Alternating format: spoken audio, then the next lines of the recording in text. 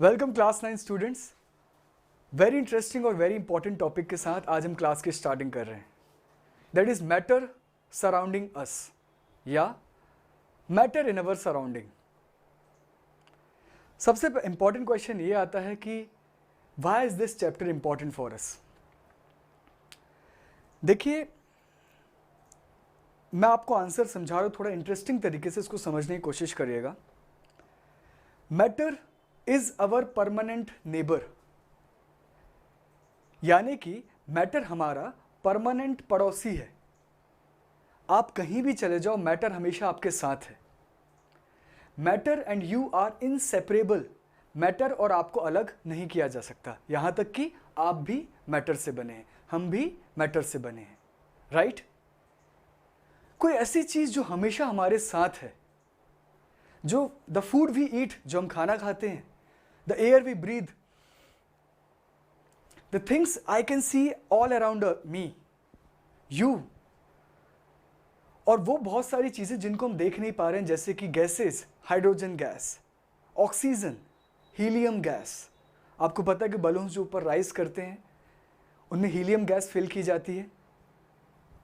You can not see these gases, you can feel them just, right? ये सब कुछ एक मैटर है। तो मैटर को जानना इसीलिए ज़रूरी है क्योंकि मैटर जो है हमेशा हमारे साथ प्रेजेंट है। हम कहीं भी जाते, मैटर हमारे साथ प्रेजेंट है। The food we eat, the air we breathe, हर कुछ, सब कुछ एक मैटर है, हम भी एक मैटर हैं। इसीलिए मैटर को जानना बहुत ज़रूरी है। Clear? So first question arises, what is an matter? What is matter?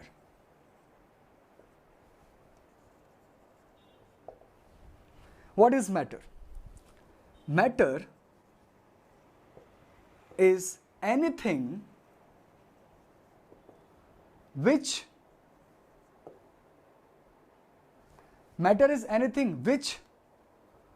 occupies space, have mass, and is felt by our senses. Matter is anything which occupies space, ऐसी कोई भी चीज जो जगह घेरती है, have mass, जिसका कुछ वजन है, and can be felt by our senses, और जिनको हम सेंस ऑर्गन से फील कर सकते हैं। एक बात इंपॉर्टेंट याद रखिएगा, इसमें से कोई भी एक प्रॉपर्टी होने से वो मैटर नहीं कहलाएगा। मैटर हम उसको तभी कहेंगे जब उसमें तीनों प्रॉपर्टीज होंगी। जैसे कि एग्जांपल दूं, हीट। आप हीट को सेंस ऑर्गन से फील तो कर सकते हो, लेकिन हीट का कुछ मास नहीं है, हीट के मास को आप मेजर नहीं कर सकते किलोग्राम में। सेकंड, कितना स्पेस ऑक्यूपाई कर रही है, यू कैन नॉट से दिस, राइट? तो हीट जो है, it's not a matter.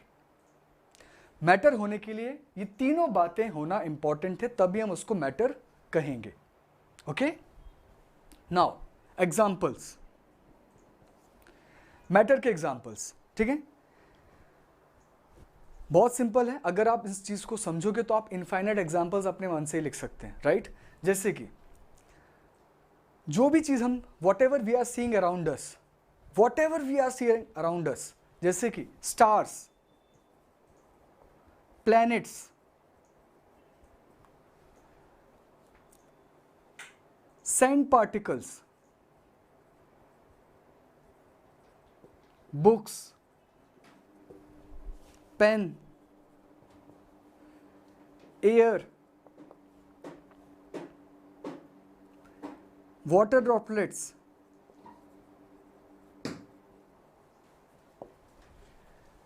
etc., etc., etc., right? देखिए, stars, planets, sand particles, books, pen, air, water droplets, etcetera.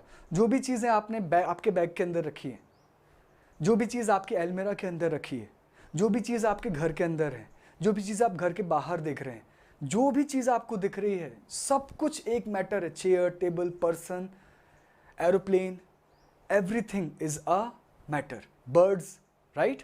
हम भी एक मैटर हैं। ठीक है, तो ये सारी चीजें हैं। Now second question arises, what is matter made up of?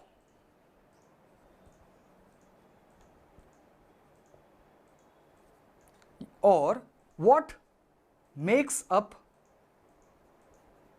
the matter? What makes up the matter? Matter किन चीजों से मिलके बनता है? ठीक है, answer, matter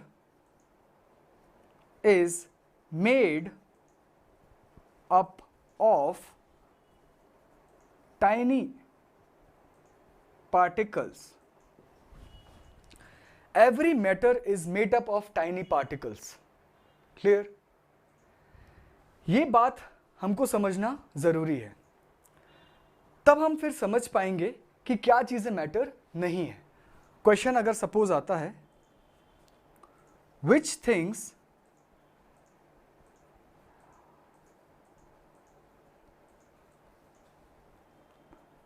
name the things which cannot be considered as matter. Name the things which cannot be considered as matter. ऐसी चीजों के नाम बताइए जिनको कि हम मैटर नहीं कह सकते हैं, राइट?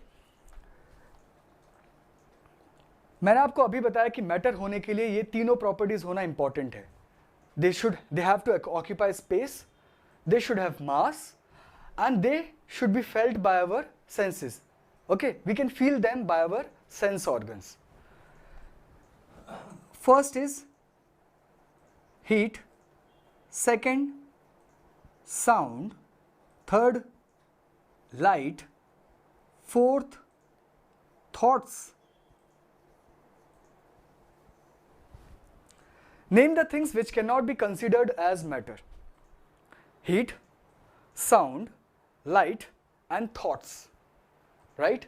अभी मैंने आपको एग्जांपल दिया था लाइट का, हीट का, ठीक है? अब देखिए जैसे कि सपोज आप एक रूम में हैं, अभी रूम में अंधेरा था, अभी सडनली किसी ने क्या किया, लाइट्स ऑन कर दिए। जब आपके रूम में पहले अंधेरा था और लाइट्स ऑन हुए, तो क्या आपको हेड पे कुछ फील होता है क्या भार, कि यार लाइट्स ऑन हो गए, बहुत भारी फील हो रहा है? ऐसा नहीं होता, राइट? तो लाइट हैव नो मास, इसीलिए आपके हेड पर आपको कुछ मास फील नहीं हो रहा है। थॉट्स का कुछ मास होता है क्या? इतने किलो थॉट्स आ रहे हैं। You can not measure the mass of thoughts को स्पेस ऑक्यूपाई नहीं करते हैं, and we cannot feel them, obviously. Are you getting me? तो ये जो 4 points हैं, heat, sound, lights and thoughts, these are not considered as matter. Okay? Now, अब हम आते हैं कि मैटर को हम क्लासीफाई कैसे करें। क्लासीफाई करना मतलब जो भी हमारे सराउंडिंग में जो चीजें अवेलेबल हैं, जो भी हमको दिख रही हैं, है ना, जो भी प्रेजेंट है हमारे चारों तरफ, हम उसको अगर क्लासीफाई कर लें तो हमको उनको स्टडी करने में आसानी होगी। तो हमने उनको क्लासीफाई किया, अलग अलग टाइम पे अलग अलग लोगों ने उसको क्लासीफाई अपने अपने तरीके से किया। According to ancient philosophers,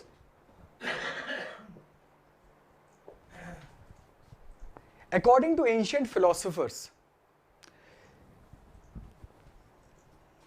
they classified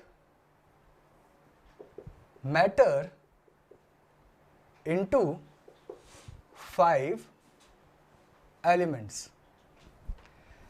Ancient philosophers ने मैटर को 5 एलिमेंट्स में क्लासिफाई किया, ठीक है? They were air, water,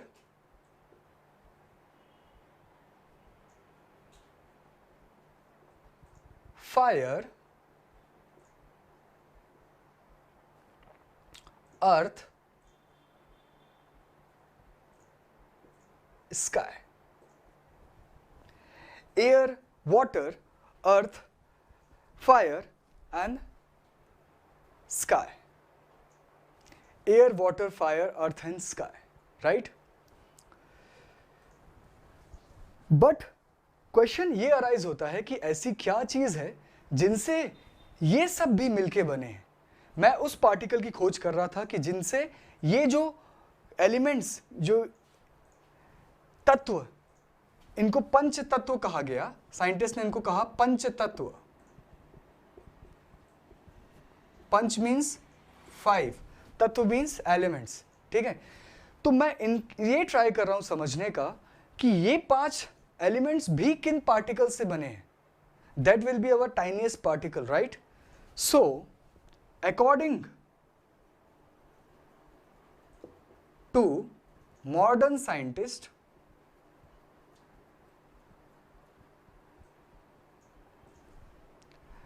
the matter is classified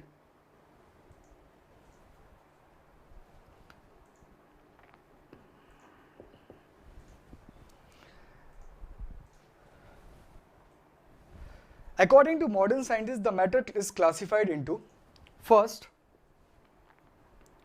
solid, liquid, gas, plasma,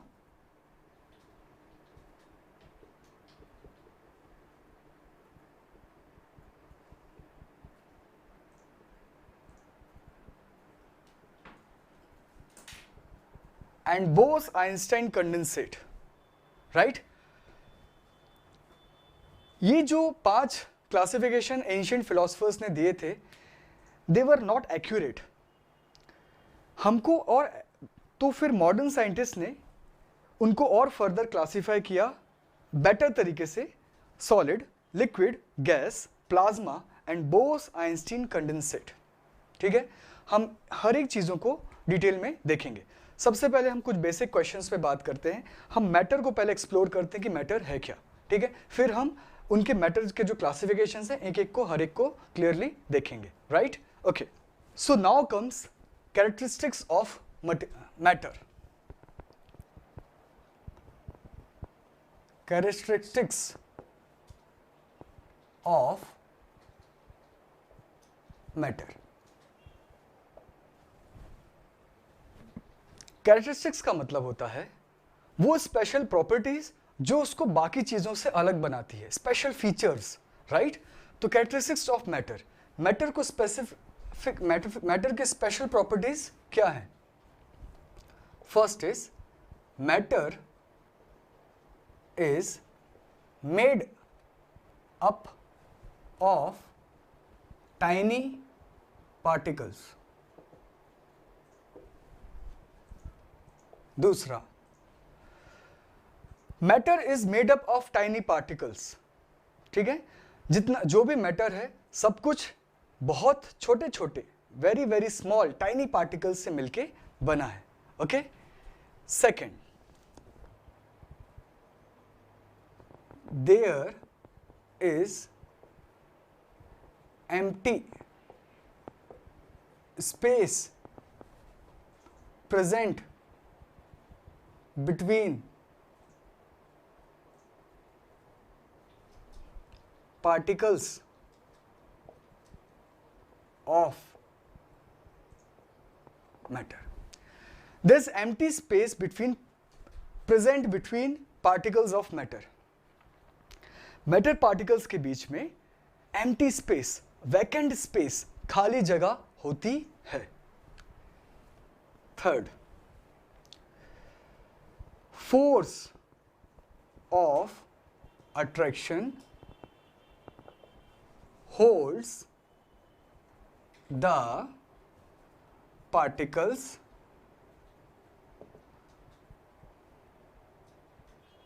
together. Matter particles को एक फिक्स शेप होता है, जैसे सॉलिड का अगर हम सपोज करें शेप, जैसे कि ये डस्टर है, this is a duster right, इसका जो शेप है वो फिक्स है. How is this possible? क्योंकि there is a force of attraction between the particles which is holding it together. इस डस्टर पार्टिकल के बीच में जो छोटे छोटे पार्टिकल्स हैं, उसमें सपोज ये डस्टर है, इसमें जो पार्टिकल्स से वुड से बना हुआ है राइट, इसमें जो वुड पार्टिकल्स हैं उनके बीच में एक फोर्स ऑफ अट्रैक्शन है, जिसकी वजह से ये एक फिक्स शेप में एग्जिस्ट कर पा रहा है राइट. तो a force of attraction holds the particle together in their place. Fourth, the particles of matter are in continuous random motion. The particles of matter are in continuous random motion. जो भी particles हैं, they are always in continuous motion. Random means random मतलब क्या है कि कोई एक pattern नहीं है, कहीं भी वो मूव कर रहे हैं पार्टिकल्स राइट. ये सारी बातें हैं. अभी हम एक एक एक्सपेरिमेंट देखेंगे और इन चीज़ों को प्रूव करेंगे कि ये कैसे, how can we say this. ठीक है, we have proofs, we have experiments which will support these points. Okay, सबसे पहला, matter is made up of tiny particles. आप ऐसा कैसे कह सकते हैं कि मैटर जो है वो छोटे छोटे पार्टिकल्स से मिलके बनता है? सबसे पहला पॉइंट जो है उस पर हम अभी क्वेश्चन देखते हैं. How can you prove that matter is made up of tiny particles? How can you prove that matter is made up of tiny particles, right? इस क्वेश्चन को देखिएगा आप, ये हमको पॉइंट को, है ना, फर्स्ट जो पॉइंट था हमारा उसको हम एक्सपेरिमेंट के थ्रू प्रूव कर रहे हैं. What we'll do, first take 100 ml of water in the beaker. Take 100 ml of water in the beaker, right? Second, add 1 tablespoon of sugar in it. आप सबसे पहले पानी, बीकर में पानी लीजिए 100 ml, ठीक है, उसमें आप शुगर ऐड करिए, वो 1 चम्मच. What will you observe? उसके बाद करिए, है ना, स्टर इट, और उसको एक स्टिरर का यूज करके अच्छे से मिक्स कर दीजिए, स्टर कर दीजिए, ताकि सारी शुगर डिसॉल्व हो जाए. No, what will you observe? आपको ऑब्जर्व क्या होगा? What will you observe? आप देखोगे कि जब मैंने अपने बीकर में 100 ml जो पानी लिया, उसमें जब मैंने शुगर ऐड किया, तो वाटर जो है वो लेवल राइज नहीं हुआ. इसका मतलब क्या है? Right, you will observe that water level does not rise. आपको दिखेगा कि वाटर लेवल राइज नहीं हुआ. ये कब पॉसिबल है? जब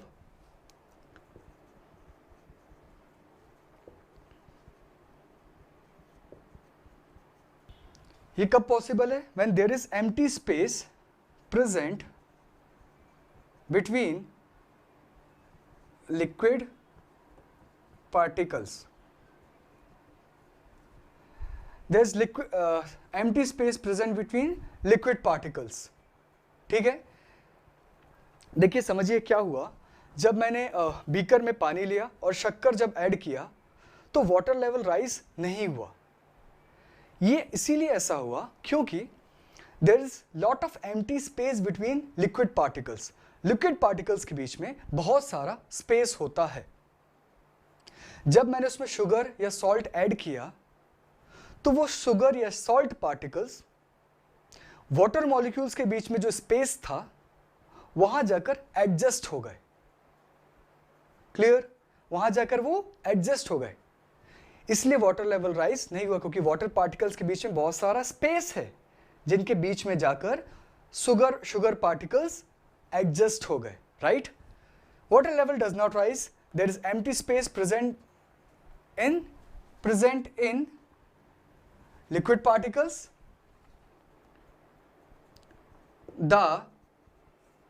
हमने क्या ऐड किया? Sugar. The sugar added gets adjusted between the sugar added gets adjusted in the space between liquid particles. The sugar added, जो आपने शुगर ऐड की है, gets adjusted in the space between liquid particles. Liquid particles के बीच में जो space present था वहां पर जाकर ये शुगर जो आपने ऐड की वो एडजस्ट हो गई। क्लियर हुआ? इसका मतलब आपको क्या समझ में आया कि शुगर पार्टिकल्स जो थे बहुत टाइनी थे, इसीलिए तो वो इतने छोटे छोटे स्पेसेस, लिक्विड पार्टिकल्स के बीच में बहुत कम स्पेस होता है और वहां पर भी जाकर कोई एंटर करके अपने आप को एकोमोडेट कर पा रहा है, एडजस्ट कर पा रहा है, इसका मतलब वो पार्टिकल भी बहुत छोटा है, राइट? क्लियर हुआ? तो क्वेश्चन था how can you prove that matter is made of tiny particles. तो आपने क्या किया? 100 ml वाटर लिया बीकर में, आपने 1 टेबलस्पून ऑफ शुगर ऐड किया, स्टर किया, उसको मिक्स किया अच्छे से और ऑब्जर्व किया आपने कि water level does not rise. सबसे पहला ऑब्जर्वेशन आपका ये था कि पानी का लेवल राइज नहीं हुआ। तो आपने ये कंक्लूड किया कि there is empty space between present in liquid particles. Liquid particles के बीच में बहुत सारा एम्प्टी स्पेस, वैकेंट स्पेस, खाली जगह प्रेजेंट होती है। जो आपने शुगर पार्टिकल ऐड किए, शुगर ऐड किया, वो लिक्विड पार्टिकल्स के बीच में जो एम्प्टी स्पेसेस थे वहां जाकर अपने आप को उसने एडजस्ट कर लिया, एकोमोडेट कर लिया, राइट? इसीलिए वाटर का लेवल राइज नहीं हुआ। ओके, आई होप आपको ये क्वेश्चन क्लियर होगा। ठीक है, तो ये जो क्वेश्चन है, ये जो मतलब एक्सपेरिमेंट है, ये 2 पॉइंट्स के लिए सपोर्ट करता है, 2 पॉइंट्स को प्रूव करता है। पहला point, matter is made of tiny particles, इसको प्रूव करता है। दूसरा, there is empty space present between particles of matter. इन दोनों पॉइंट्स को ये एक अकेला एक्सपेरिमेंट प्रूव करता है। अगर आपको ऐसा क्वेश्चन आता है, we know that matter is made up of tiny particles, write an experiment proving this statement, तो आप ये एक्सपेरिमेंट लिख दोगे। Similarly, there is lots of empty space present between particles of matter, write an experiment proving this या supporting this, justify your answer. तो दोनों points के लिए आप यही एक्सपेरिमेंट लिखेंगे, राइट? एक और क्वेश्चन होता है, इससे रिलेटेड एक और क्वेश्चन है, why water level does not rise on adding 1 tablespoon of sugar into it। एक और क्वेश्चन आता है, ये इसी पॉइंट से रिलेटेड है, why water level does not rise on adding 1 tablespoon of sugar into it। Sugar की जगह सॉल्ट हो सकता है, आपको कंफ्यूज करने के लिए वो डिफरेंट सॉल्ट्स के एग्जांपल दे सकता है, राइट? सॉल्ट का मतलब बस वो नहीं होता जो हम घरों में खाते हैं, कॉमन सॉल्ट या टेबल सॉल्ट या NaCl सोडियम क्लोराइड जिसको हम बोलते हैं, चारों नाम, table salt, common salt, sodium chloride, NaCl, right. तो यही अकेला सॉल्ट नहीं होता, केमिस्ट्री में बहुत सारे डिफरेंट सॉल्ट्स हैं, potassium permanganate, copper sulphate, magnesium sulphate, calcium chloride, barium chloride, magnesium sulphate and so on, ठीक है। तो किसी भी सॉल्ट को या शुगर को हमने जब वाटर में ऐड किया तो उसका लेवल राइज क्यों नहीं हुआ, ये आपको क्वेश्चन आ सकता है। लेकिन इंपॉर्टेंट बात याद रखिएगा, लेवल राइज तब नहीं होगा जब आपने 1 या 2 चम्मच ऐड किया है। क्लियर हो रहा है? अगर आप 100 ml वाटर में आप अगर शुगर ऐड करते जाओगे तो एक स्टेज आएगी जब वाटर लेवल राइज होगा। ओके, हम एक नेक्स्ट एक्सपेरिमेंट से इस बात को देखते हैं, ठीक है।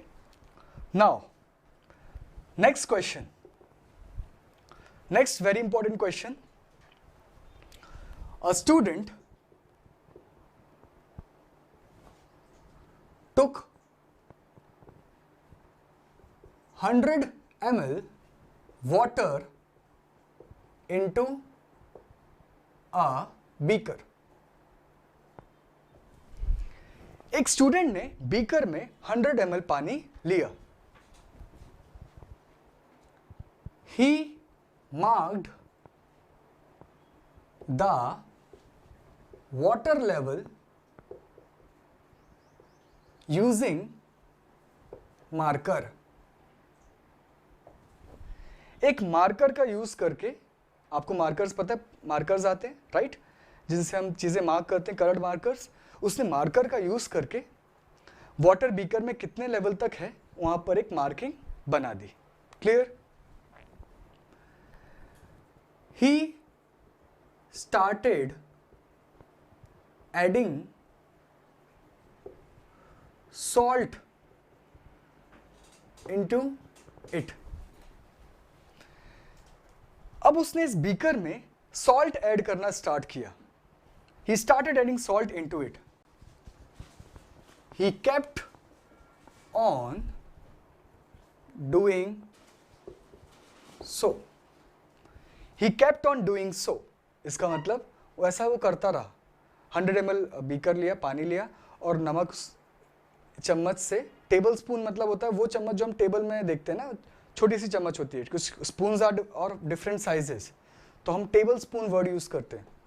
टेबल स्पून मतलब जो हम नॉर्मल जो साइज की चम्मच होती है जो हम घरों में यूज करते हैं टेबल्स, पिकल्स निकालने के दौरान या मसालों के दौरान, स्पाइसेस के दौरान। तो started adding salt into it, he kept on doing so. What do you think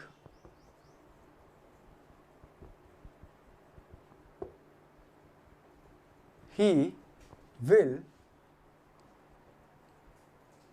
observe? What do you think he will observe? अगर वो ऐसा करता रहेगा तो आपको क्या लगता है कि उसको क्या ऑब्जर्व होगा, ये आपको बताना है, राइट?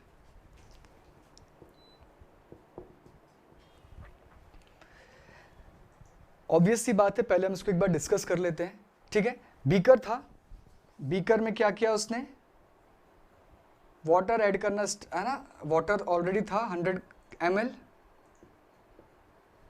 और इसमें क्या किया उसने, सॉल्ट ऐड किया।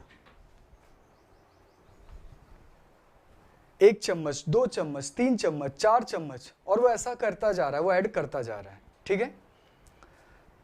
आप खुद सोचिए, एक कंडीशन ऐसी आएगी, है ना। पहले हम बिल्कुल बेसिक्स पे बात करते हैं। सबसे पहली बात है कि लिक्विड पार्टिकल्स के बीच में स्पेस था, जो हमने पिछले एक्सपेरिमेंट में देखा। तभी जो हमने 1 चम्मच सॉल्ट ऐड किया था, वो लिक्विड पार्टिकल्स के बीच में जो स्पेस था वहां जाकर वो एडजस्ट हो गया और इसलिए वाटर लेवल राइज नहीं हुआ था, राइट।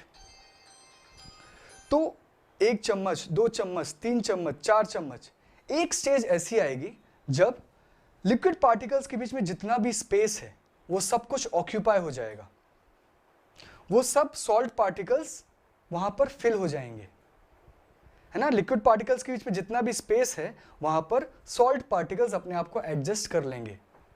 तो वो सारे स्पेसेस कैसे हो जाएंगे, भर जाएंगे। एक स्टेज ऐसा आएगा जब वो सारे स्पेस, जो एम्प्टी स्पेसेस थे लिक्विड पार्टिकल्स में, खाली जगह थी लिक्विड पार्टिकल्स में, जहां पर सॉल्ट पार्टिकल्स आकर एडजस्ट हो रहे थे, वो सारी जगह भर जाएगी। अब क्या होगा? अब अगर आप सॉल्ट ऐड करोगे तो उसके लिए तो स्पेस है ही नहीं वहां पर लिक्विड पार्टिकल्स के बीच में एडजस्ट होने के लिए, तो वो क्या करेगा? नीचे जाकर सेटल डाउन हो जाएगा, राइट? इसी बात को हम लिखते हैं, when student started adding tablespoons of salt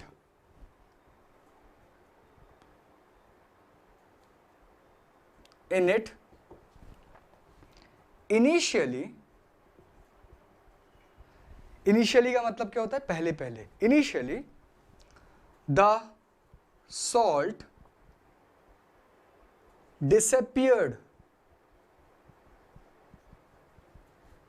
और डिसॉल्व्ड, डिसअपियर हो गया, या और हम बोल सकते हैं डिसॉल्व्ड इनटू वाटर। इनिशियली जब हमने उसको ऐड किया तो सॉल्ट डिसअपियर्ड और dissolved into water, right? If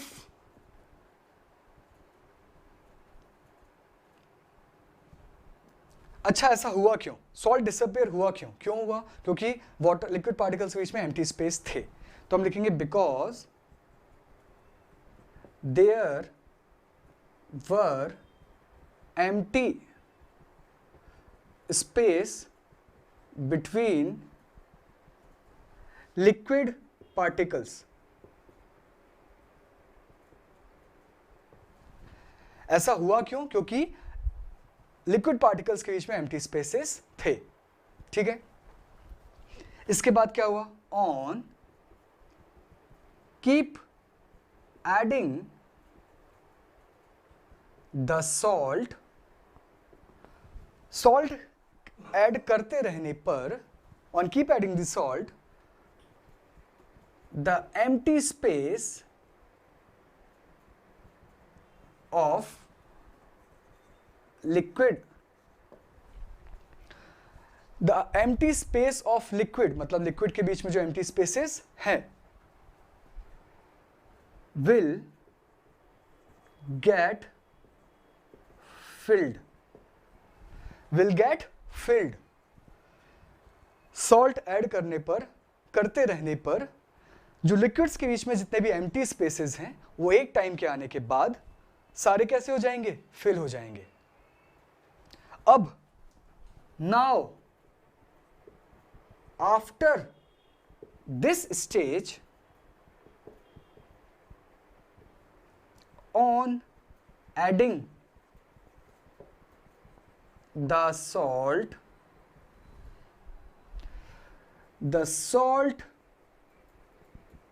will not disappear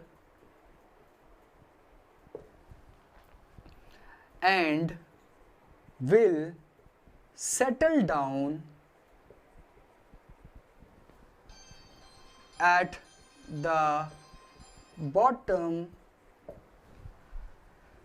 Now after this stage, on adding the salt will not disappear and will settle down at the bottom, right? अब salt disappear नहीं होगा और जो beaker है उसके bottom पे settle down होना start हो जाएगा। अब आप इमेजिन कर सकते हैं कि यहाँ पर एक बीकर है, ठीक है? हमने सॉल्ट काफ़ी ऐड कर दिया है। अब यहाँ पर ये सॉल्ट जो है वो डिपॉजिट होने लगा है। धीरे धीरे जैसे जैसे आप सॉल्ट ऐड कर रहे हो वो डिसॉल्व होने की जगह सीधे नीचे जाकर यहाँ पर डिपॉजिट होने लगा है। तो आप क्या ऑब्जर्व करेंगे कि जो वाटर लेवल है वो भी राइज करेगा, ठीक है? Now after this stage, on adding the salt will not disappear and will settle down at the bottom. And अब क्या होगा? वाटर लेवल राइज करेगा and water level will rise and water level will rise. Clear? देखिए ये experiment पिछले वाले experiment से कैसे अलग है आपको क्लियर हो गया, राइट? चलिए, क्लियर? ओके, तो हमने जो फर्स्ट 2 पॉइंट्स हैं उन पर जो क्वेश्चंस बन सकते हैं वो हमने देखे, राइट? और अगर आप उनके बेसिक्स को समझोगे तो आप फिर कोई भी क्वेश्चन को क्लियर आंसर कर सकते हो, है ना, जो ये इन पॉइंट्स पर बेस्ड होगा। Now force of attraction holds a particle together और particles of matters are in continuous random motion. ये 2 पॉइंट्स हैं जिन पे हमको क्वेश्चंस देखना है, राइट? सबसे पहले हम एक्सपेरिमेंट देखते हैं इसमें से, the particles of matter are in random motion. ठीक है, क्वेश्चन आता है, how can you prove that particles of matter are in continuous random motion? Clear? मैंने अभी ये वाला पॉइंट जो है थर्ड वाला मिस किया, पॉइंट फोर्स ऑफ अट्रैक्शन वाला, लेकिन हम उस पर क्वेश्चंस देखेंगे। हम पहले इस पे देखते हैं, the particles of matter are in continuous random motion, right? इस पर एक क्वेश्चन है कि आप इसको प्रूफ कैसे कर सकते हो। ठीक है,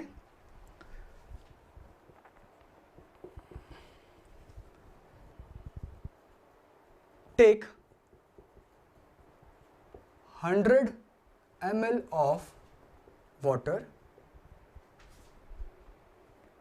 दूसरा add 1 drop of ink into the water. Take 100 ml of water, add 1 drop of ink into the water.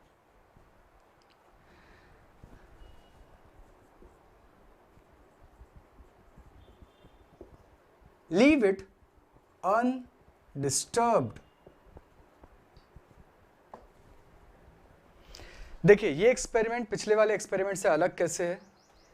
आपने क्या किया, सबसे पहले आपको ये प्रूफ करना है कि जो पार्टिकल्स ऑफ मैटर हैं,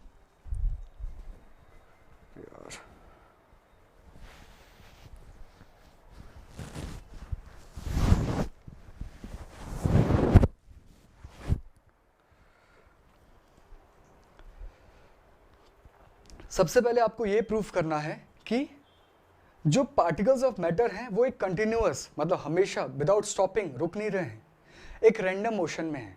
ठीक है, रैंडम मीन्स जिगजैग, पैटर्न नहीं है उसका कुछ कि सीधा जाएगा फिर वहाँ से लेफ्ट लेगा राइट लेगा, ऐसा कुछ नहीं, रैंडम। कैसे आप प्रूफ कर सकते हैं?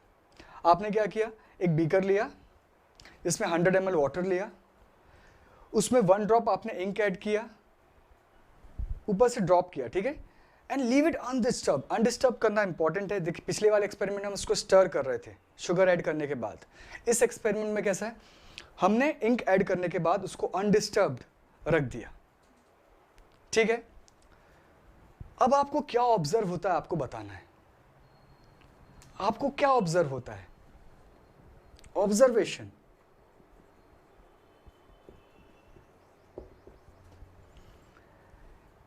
We will observe that the whole beaker will get uniformly blue. We will observe that whole beaker will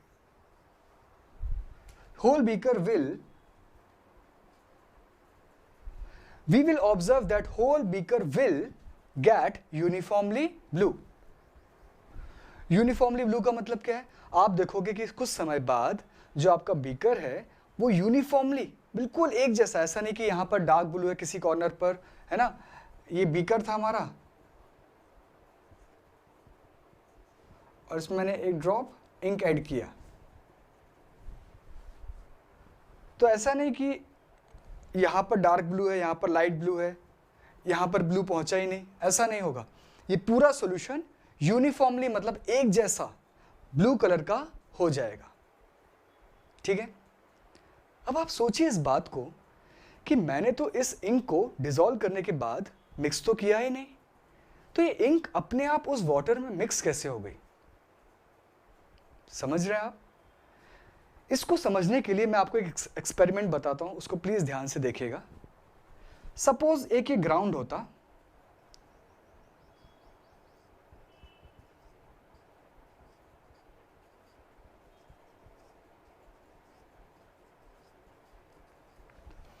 suppose ये ग्राउंड होता, एक क्रिकेट ग्राउंड है ओरिजिनल, बहुत बड़ा, ठीक है। एक ग्राउंड है, यहां पर मैंने ग्राउंड के दो पार्टीशन किए, दो भाग किए। एक साइड मैंने एक ऐसे बच्चे खड़े कर दिए जिनकी टी शर्ट पर ए लिखा हुआ है, लाइन के इस साइड ए लिखे हुए वाले टी शर्ट वाले बच्चे खड़े हुए हैं, और लाइन के उस साइड बी लिखी हुई टी शर्ट वाले बच्चे खड़े हुए हैं, ठीक है। आप इमेजिन करिए अगर ए और बी अपनी पोजीशन से ना हिले, ए और बी अपनी पोजीशन से ना हिले, तो कभी ऐसा हो सकता है क्या कि ए और बी रैंडमली मिक्स हो जाएं? जैसे कि फुटबॉल, जब आपने देखा होगा फुटबॉल प्लेयर्स जब खेलते हैं, इनिशियली कैसा होता है, एक टीम इस साइड होती है, फुटबॉल की ए टीम इस साइड है, फुटबॉल की बी टीम इस साइड है। जब वो गेम स्टार्ट हो जाता है तब वो रैंडमली मिक्स हो जाते हैं, right. Football team players both get randomly mix जब मैच स्टार्ट हो जाता है। और वो कैसे हो पाया? क्योंकि उन लोगों ने रैंडमली भागना स्टार्ट किया। ए टीम वाले लाइन के इस साइड भी जा रहे हैं, इस साइड भी हैं, बी टीम वाले लाइन के इस साइड भी हैं और इस साइड भी हैं, तो दे गेट रैंडमली मिक्स्ड। तभी वो वैसा सीन आपको देखने मिला।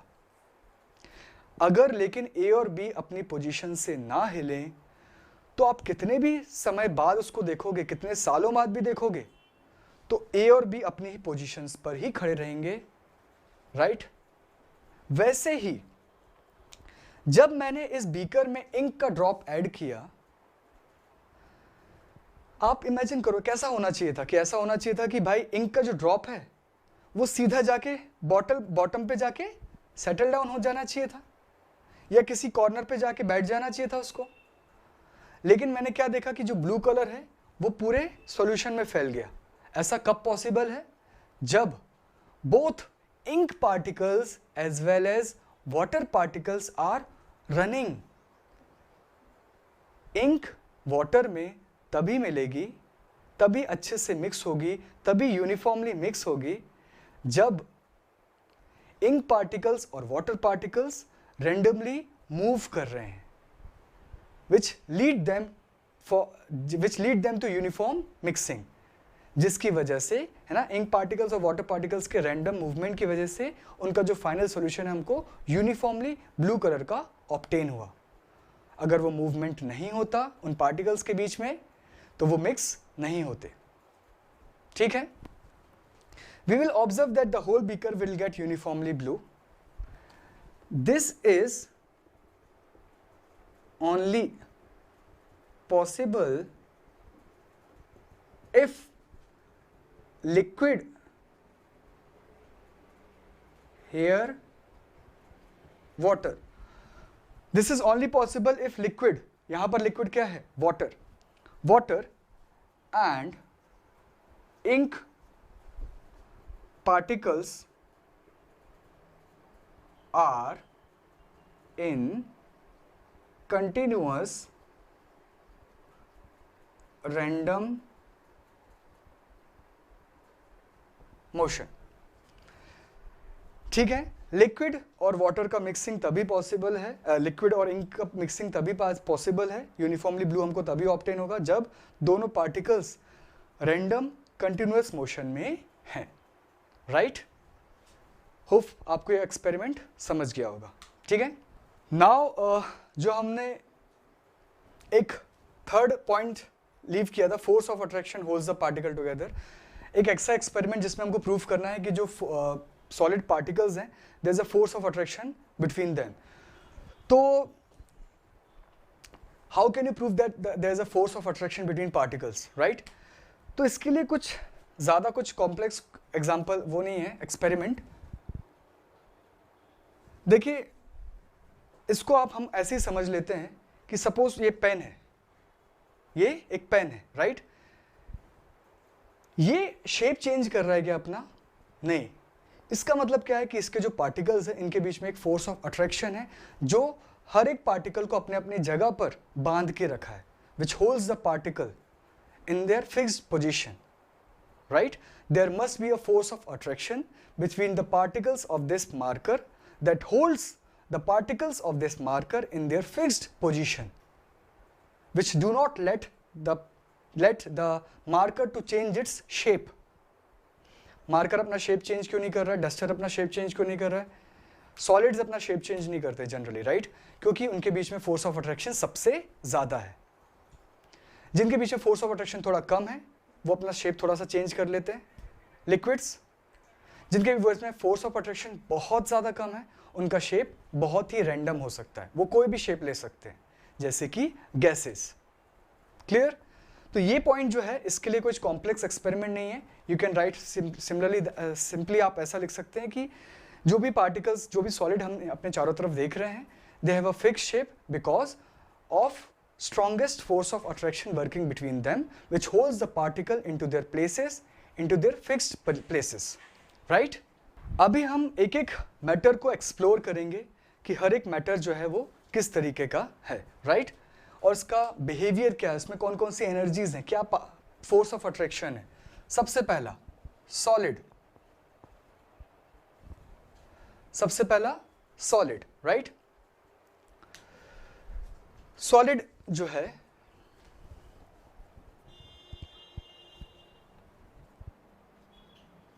The solid particles have strongest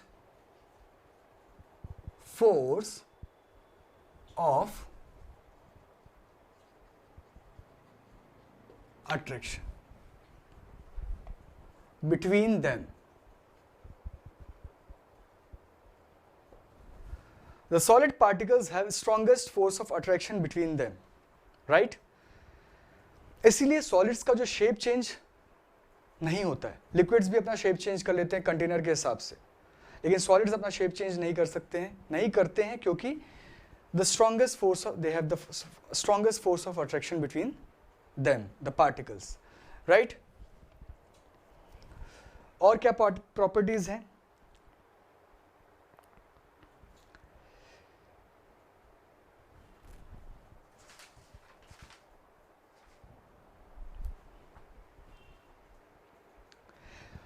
Solids have fixed mass, fixed shape, fixed volume, right? The solid particles have strongest force of attraction between them, fixed mass, fixed shape, fixed volume, right? और solids में क्या properties होती हैं?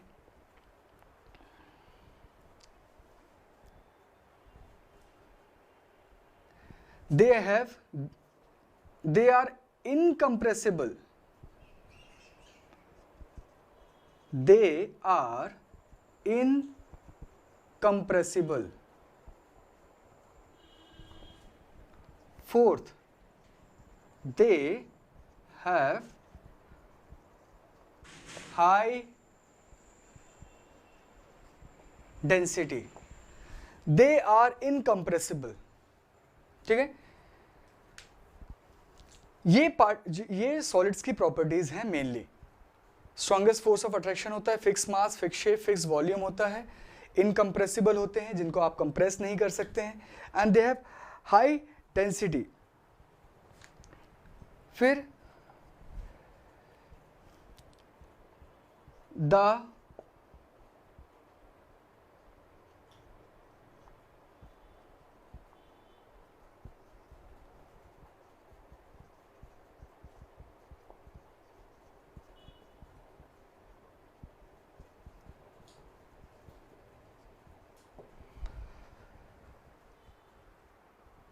ये बातें जो हैं इसको अभी हम ध्यान से देखते हैं।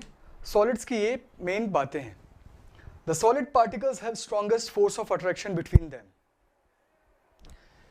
Fix mass, fix shape, fixed volume. Fix mass मतलब उनका मास फिक्स्ड है, शेप फिक्स है, सॉलिड्स का शेप चेंज नहीं हो रहा है बार बार, और वॉल्यूम्स भी फिक्स है, मतलब वो जितना स्पेस ऑक्यूपाई करते हैं वो भी एक फिक्स स्पेस होता है, वॉल्यूम उनका फिक्स है। They are incompressible. सॉलिड के पार्टिकल्स ऑलरेडी इतने ज़्यादा पास हैं कि उनके बीच में अभी स्पेस नहीं है ना। दो जो सॉलिड पार्टिकल्स हैं उनके बीच में अभी स्पेस, वही हमने लिखा था, inter particle distance is least और नेग्लिजिबल। सॉलिड पार्टिकल्स के बीच में जो स्पेस है वो लीस्ट है यानी सबसे कम है, या नेग्लिजिबल है, ना के बराबर है। ये बात याद रखिएगा, मैंने ऐसा नहीं कहा कि इंटर पार्टिकल डिस्टेंस उनमें होता ही नहीं है। सॉलिड्स के बीच में इंटर पार्टिकल डिस्टेंस का मतलब होता है दो पार्टिकल्स के बीच का डिस्टेंस, ठीक है। मैंने ऐसा नहीं कहा कि वो पार्टिकल के बीच में डिस्टेंस होता ही नहीं है, मैंने ये कहा कि इट इज लीस्ट मतलब बहुत कम, या नेग्लिजिबल यानी कि ना के बराबर। क्लियर, मतलब बहुत बहुत बहुत कम डिस्टेंस होता है, ठीक है। इसलिए सॉलिड्स जो हैं उनको हम कंप्रेस कर पाते हैं बहुत हल्का सा, बहुत कम हम कंप्रेस कर पाते हैं बहुत ज़्यादा प्रेशर अप्लाई करने के बाद, ठीक है। जनरली सॉलिड्स जो है वो इनकम्प्रेसिबल हैं। क्लियर, चलिए तो इन पॉइंट्स को आप अच्छे से समझिए। Solid particles have strongest force of attraction between them, they have fix mass, fix shape, fix volume, they are incompressible. Incompressible मतलब उसको आप कंप्रेस नहीं कर सकते, सॉलिड जो है वो इनकम्प्रेसिबल है, ठीक है। बहुत ज़्यादा प्रेशर लगाने के बाद वो हल्का सा माइन्यूट, बहुत हल्का सा कंप्रेस होते हैं, जो कि हमको विजिबल नहीं होता है, ठीक है, कि हमको पता भी नहीं चलता कि कंप्रेस हो गया, right. They have high density. Density का मतलब होता है मास पर यूनिट वॉल्यूम। एक फिक्स वॉल्यूम में जितना अमाउंट ऑफ सब्सटेंस है, डेंसिटी का डेफिनेशन ये भी है, the amount of substance present in fix volume. लिखिएगा डेंसिटी, देखते हैं हम लिखते हैं density, the amount of substance present in fixed volume। Density का डेफिनेशन जो है वो ऐसा है कि the amount of substance present in fix volume, मतलब अगर हम कंपैरिजन करते हो क्योंकि डेंसिटी कंपैरेबल क्वांटिटी है, डेंसिटी हम कंपैरिजन के थ्रू पता लगाते हैं कि अच्छा ये ज़्यादा डेंस है, ये कम डेंस है। डेंसिटी एक कंपैरेबल क्वांटिटी है जिसमें हम कंपैरिजन करते हैं। दो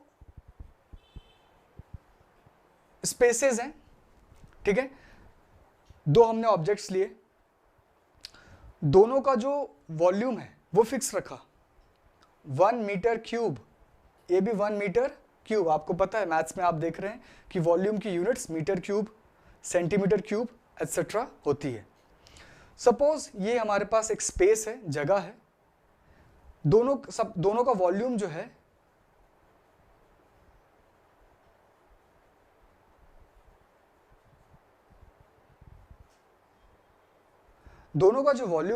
वो 1 मीटर क्यूब है, ठीक है। यहां पर 5 पार्टिकल्स हैं, इतनी जगह पर 5 लोग बैठे हुए हैं या 5 पार्टिकल्स हैं, और यहां पर 10 पार्टिकल्स हैं। क्लियर, तो डेंसिटी जैसे कि मैंने आपको बताया कि एक कंपैरिजन वाली क्वांटिटी, हम कंपेयर करते हैं दो लोगों को, ठीक है। और वॉल्यूम जो है फिक्स है, मतलब एक फिक्स वॉल्यूम में कहाँ पर ज़्यादा लोग प्रेजेंट है, कहाँ पर ज़्यादा पार्टिकल्स प्रेजेंट है। वॉल्यूम फिक्स है 1 मीटर क्यूब 1 मीटर क्यूब। यहाँ पर 1 मीटर क्यूब में 5 लोग हैं और यहाँ पर 10 लोग हैं, ठीक है। तो हम क्या बोलेंगे कि ठीक है, ये ए कंडीशन थी, this was B condition. So I will say B is more dense than A. B A से ज्यादा डेंस है ऐसा हम कहेंगे, या बी की डेंसिटी ज्यादा है, ए की डेंसिटी कम है। बात क्लियर हुई? क्योंकि डेंसिटी क्या है? Amount of substance present in fix volume, एक फिक्स जगह पर जितने अमाउंट ऑफ सब्सटेंस मतलब जितने लोग प्रेजेंट हैं। तो जहां पर ज्यादा लोग हैं वो ज्यादा डेंस है, ज्यादा भीड़ भाड़ है, और जहां कम डेंसिटी मतलब कम भीड़ है तो उसकी डेंसिटी कम है। क्लियर? तो सॉलिड्स की डेंसिटी बहुत ज़्यादा है। क्लियर? अगर हम वैसा ही जैसे यहाँ पर आप देखिए, सपोज ये एक इसमें से एक सॉलिड है और एक लिक्विड है, ठीक है। तो ऑब्वियसली ये सॉलिड होगा और ये लिक्विड होगा। अगर इन दोनों में से कोई एक सॉलिड है और एक लिक्विड है, डेफिनेटली ये सॉलिड होगा और ये लिक्विड होगा, क्योंकि इसकी डेंसिटी ज़्यादा है और सॉलिड्स की डेंसिटी ज़्यादा होती है। ठीक है, आपको होपफुली बातें सारी क्लियर हो रही होंगी कि डेंसिटी बहुत ज़्यादा है। डेंसिटी ज़्यादा है तो क्या होगा? ठीक है, डेंसिटी काफ़ी ज़्यादा है तो क्या होगा? अभी आप है ना ऑलरेडी उस लिमिटेड स्पेस में बहुत सारे पार्टिकल्स हैं, ठीक है, उनके बीच में स्पेस नहीं है। इसका मतलब कैसा है ना? देखिएगा, ये इस तरीके का है,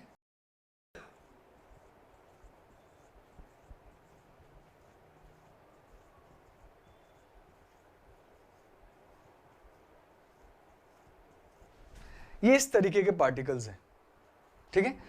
सॉलिड पार्टिकल्स के बीच में देखिए स्पेस जो है वो बहुत कम है। ये जो है वो स्पेस है,